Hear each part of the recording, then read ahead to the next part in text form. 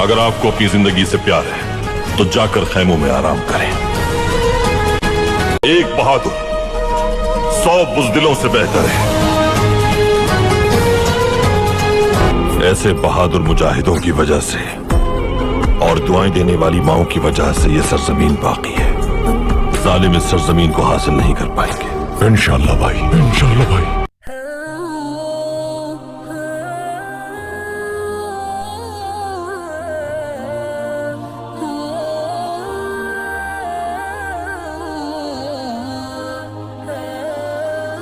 एक बहादुर 100 बुज़दिलों से बेहतर है।